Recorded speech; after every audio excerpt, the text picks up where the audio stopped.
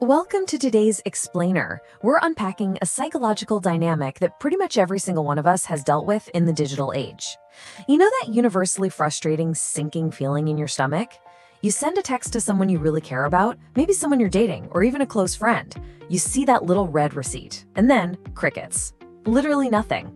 Hours roll by, maybe even days, and you realize you are officially on the receiving end of selective silence. So we're going to break down the actual psychology behind this modern-day dilemma using some sharp insights that cut right through all that confusion. Let's get right into it. Why did they ignore you? It's the exact question we've all obsessively asked ourselves while staring blankly at a glowing screen, right? When that silence stretches on, our minds just start to race. We immediately start doing these intense mental gymnastics to protect our feelings. We tell ourselves things like, oh, they must be absolutely swamped at work. Or, no, wait, maybe their phone died. Or, I'm sure they saw it at a red light and just forgot. We literally bend over backward to find a totally innocent, logical reason for their silence. But the reality challenges that comforting little narrative head on. Just let this quote really sink in for a second. They didn't forget your message. They just checked whether you would forget your self-respect. Wow. That is a heavy-hitting truth, isn't it? It completely shatters that whole illusion of forgetfulness. This is not about a bad memory. It's not about a crazy busy schedule. It's actually about manipulation. It's a deliberate choice. And honestly, when you finally realize this, it completely shifts the paradigm of how you look at that empty chat screen. Okay, let's dive into this next part, the ignored message. So, picture the scenario. You've been ignored for, 48 hours? You've gone through the anxiety, the endless second guessing, and finally, your phone buzzes. You look down, fully expecting some kind of apology or at least an explanation for the delay. But instead, they return as if absolutely nothing happened. You get a super casual, hey, how's your week going? Or maybe just a random meme. It is absolutely maddening. You're left sitting there holding all this built-up anxiety and confusion while they just breeze right back into your digital orbit without missing a single beat.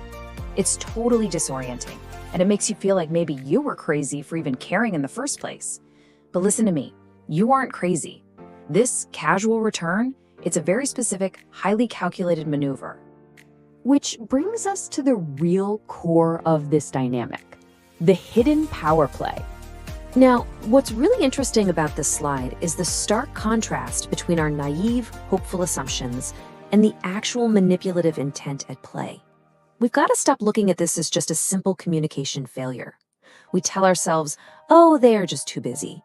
But the real truth? They want to control the relationship rhythm. Think about what rhythm actually means here.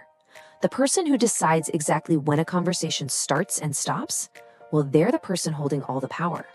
By dropping out of the chat and only returning on their own terms, they are essentially training you to wait on them. They are dictating the entire pace of your connection.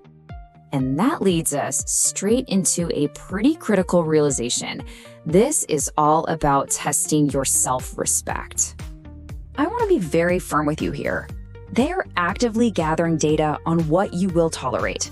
They're silently asking you, will you pretend your feelings do not matter just to keep the connection?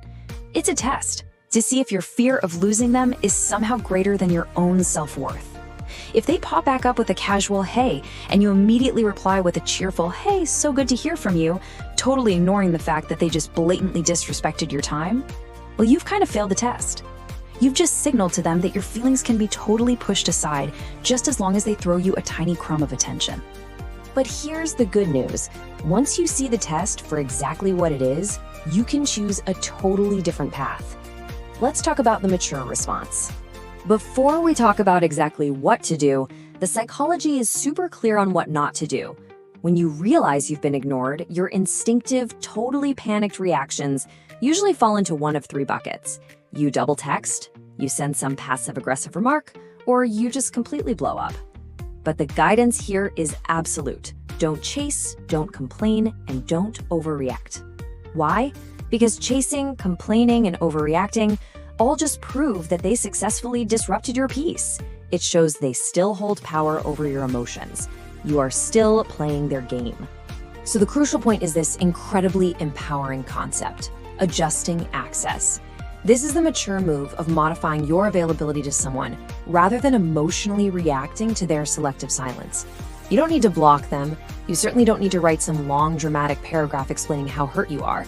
You simply match their energy. You quietly withdraw the total privilege of your constant, immediate availability. If they treat you like an option, you demote them from being a priority. It's that simple. You just adjust their access to your time, your energy, and your emotional space.